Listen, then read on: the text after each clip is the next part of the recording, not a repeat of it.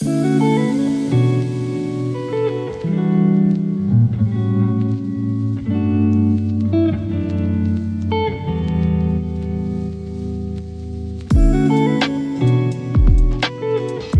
everyone, welcome back. In today's video I want to do like a get ready with me while also chit-chatting a little bit about common questions, common concerns that my weight loss patients have that most of you guys may or may not be having yourselves.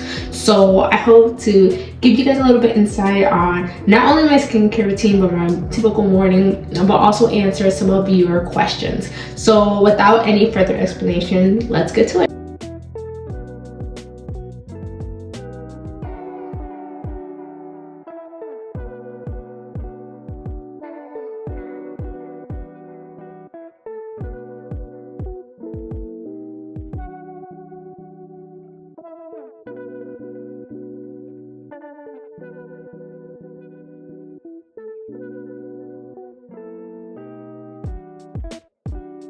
Okay, so just letting you guys all know, all my skincare products are from this Korean skincare line called Anua. I don't know if I'm saying that right, but I've been using this brand for like over a year and I am absolutely in love with it. So this is the cleanser Anua Heart Leaf. It feels very relaxing on the skin. It has like a minty scent to it, so if you're not into that, maybe it's not the one right for you, but it just gives me like spa vibes type of cleanser. And now I'm gonna follow up with the toner. They come in individual pads and it's called the Anua Heart Leaf 77 Clear Pad Toner. But just to move along, first question I'm gonna address is, what is protein?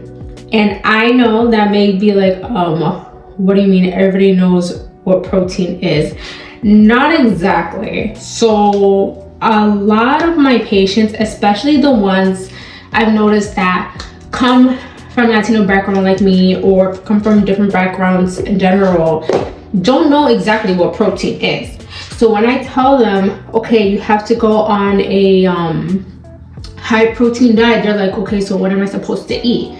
And I've noticed like they have a lot of misconception of what protein is because a lot of us were raised to eat a high carb diet. Like I've said it in my other videos, I was raised by two parents that are from the Dominican Republic and I am very raised in the culture. So my plates consisted of rice and sometimes rice with pasta. Like it was just carbs on carbs. So my diet growing up was not protein based and I had to educate myself and learn what a protein based diet is to understand more of that.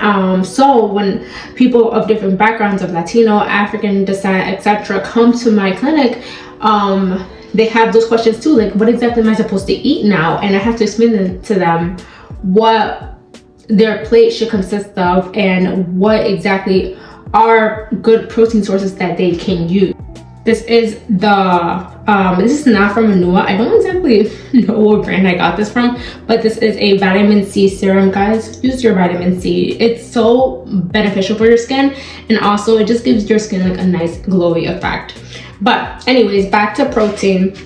So basically protein, when you're looking for protein sources, my best option that I give to anybody if you're not a vegetarian or vegan is animal-based protein, like your chicken, like your seafood, fish, shrimp, lean steak, like a sirloin, anything that's animal-based, because that's what's going to give you the most nutrients and you're going to get your best amount of protein through animal-based protein.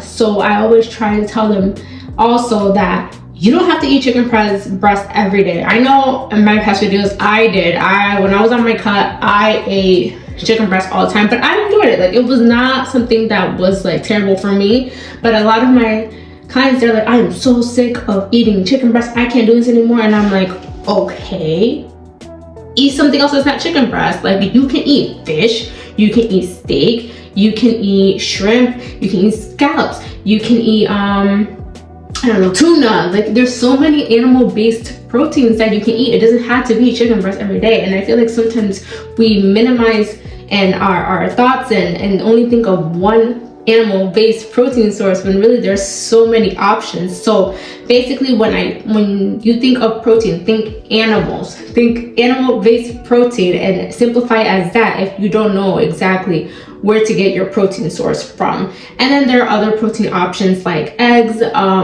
cheeses, as long as you're trying to find like the most lowest fat options. Like cottage cheese is a low fat cheese. Those are rich in protein as well. So I always try to dumb it down or simplify it to patients. And when you're trying to find a protein source, look for animal-based protein, or look for low-fat cheeses, reduced fat cheeses that can also add protein. So you can do like eggs, scrambled eggs with cheese, or add cottage cheese to your meals, and that's a huge protein source meal in itself. Alright guys, this is a lotion from Anua. It's a 70 plus lotion, heart leaf 70 plus, that I use on a daily basis. So back to the protein question. Another option for protein, if you're not into animal-based protein, not into cheeses, or you have a busy schedule, then I always tell people protein shakes are your best friend, because protein shakes is a quick little thing. You can add water, or you can almond milk. I recommend almond milk just to give it a better, tastier flavor, but you can add those two things together, shake it in a bottle, and then you're done. There's like 22-25 grams of protein right then and there, and you don't have to be like, oh, I have to cook some chicken now, I have to cook fish or whatever. You don't have to cook a whole meal. Literally put it in a bottle, that's it. So to simplify it, I always tell people, when you're having trouble thinking of what protein can I eat, think animal-based protein, cheese, and protein shakes or protein bars. So those are 4 options: animal-based protein, cheese, protein shakes, protein bars. That's it. Don't overthink it. Don't start going crazy. Literally simplify it to those 4 things, and you have options as to what protein you can put on your plate, on your snacks, etc.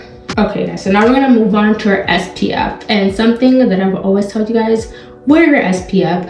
I don't care if it's cloudy outside, I don't care if it's raining, wear your SPF, because not only does it prevent skin cancer, which yes, dark skin people can get skin cancer too, but it prevents wrinkles. So bottom line, wear your SPF daily. This is from the brand Color Science, and what I like about this brand is, oh my god, lose my voice.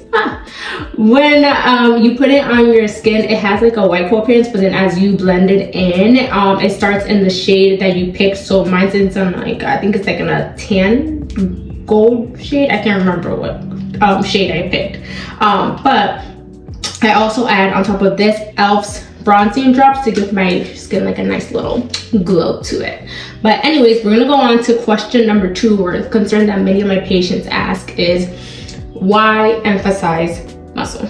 Because something that my patients know at that weight loss clinic that I work at is that I will always check their muscle, and I will always tell them, why are you using muscle? What are we doing? Why aren't we focusing on our muscle growth? Because the reason I go so hard and I emphasize muscle so much is because muscle not only accelerates your metabolism at resting, but it helps promote fat loss.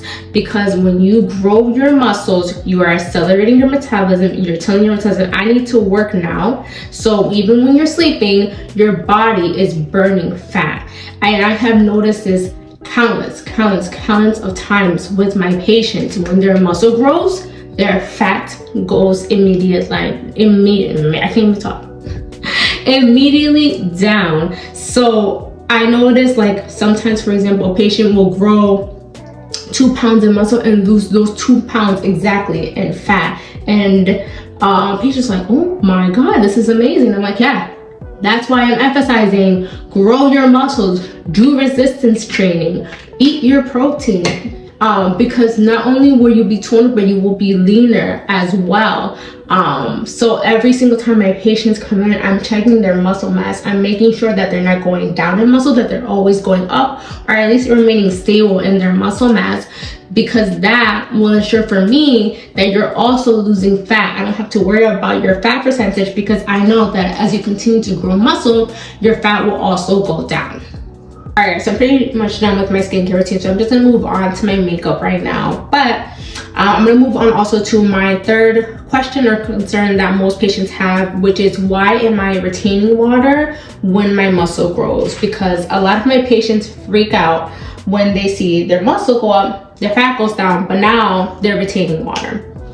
And I don't like to use the term retaining water because that's technically not the case. It's not that you're bloated or that you're retaining water. So the reason behind this is that muscle is actually made up of glycogen and water. So glycogen stores water, and most of your lean muscle mass is made up of water.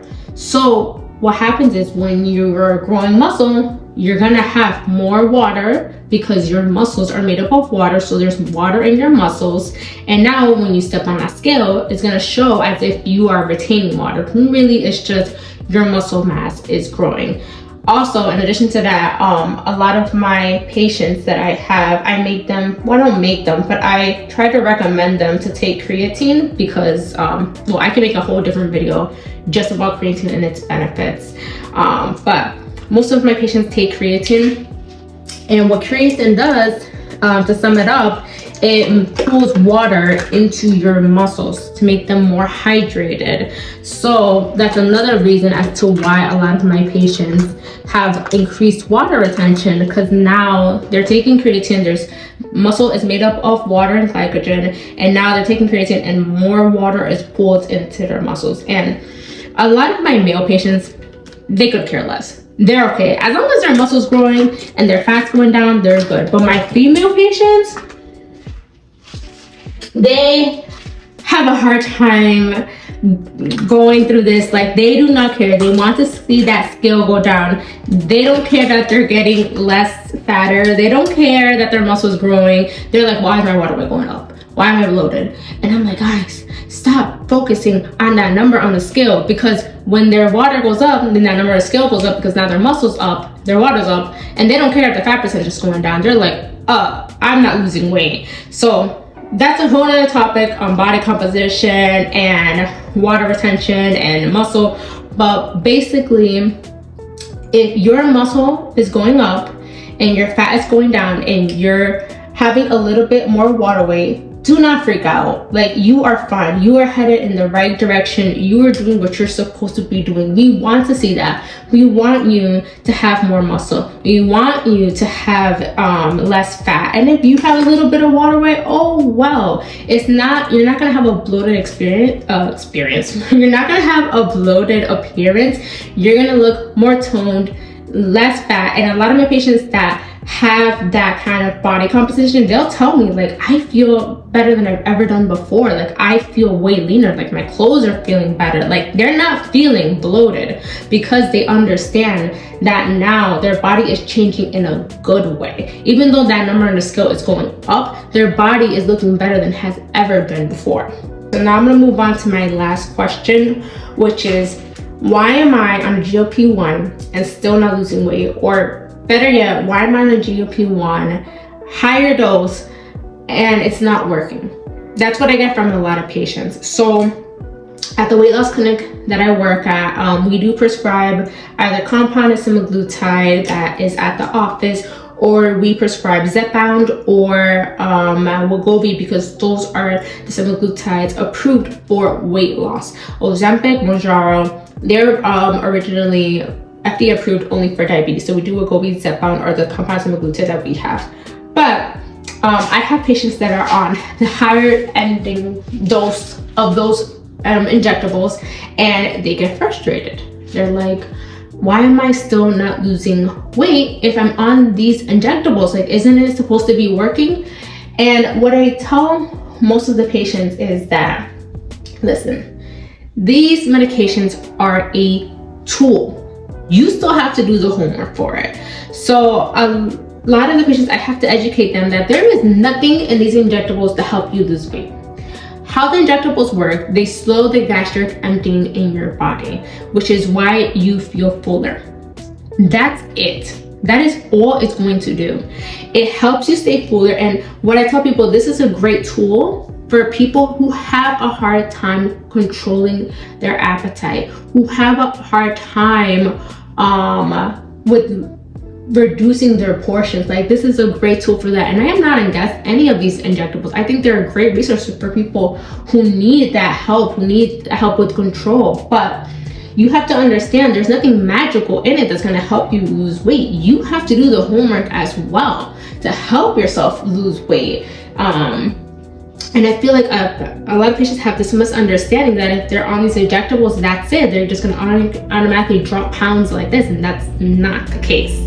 A lot of these patients, I tell them, you still have to make sure you're eating enough protein, that you're drinking the same amount of water, that you're putting some type of exercise in your daily routine, at least a walk 30 minutes.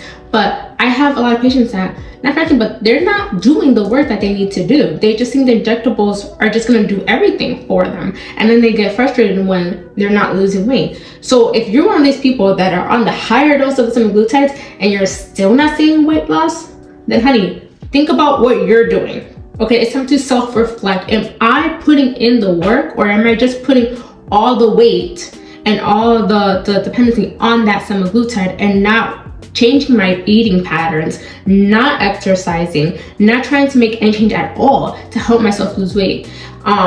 So at the end of the day, I always have to tell these patients, like, remember, this is an asset to your weight loss journey. This is just a tool that you're going to use.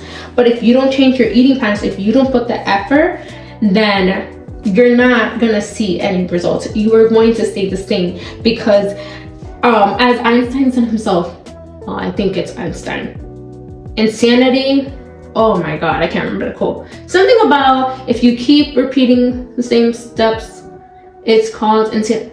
I'm gonna look up the quote and put it up there, but it's something around the lines, oh, if you keep doing the same thing and expect a different result, then that's called insanity. And that's what I tell patients who are on semaglutides and expect different results doing the same thing and just adding in that and thinking that's going to do all the work. And mind you, I've had patients that are on semaglutide that do amazing, and it does what it's supposed to do. It helps them take away that food noise of I have to overeat carbs, I have to overeat the fried foods, and it helps them focus on just like their protein, their veggies, their healthy fats.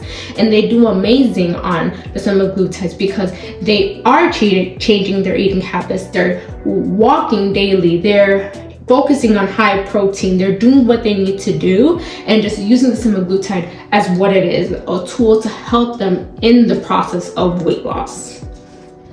Alright guys, so that's all I have for you guys. I hope that this video kind of helped address any concerns, questions that you may be having on your weight loss journey. I know that weight loss can be very, very hard, so if I can help you guys in any form, that makes me so happy. Leave a comment and letting me know any other questions, concerns that you guys want me to address, and I'll see you guys next time.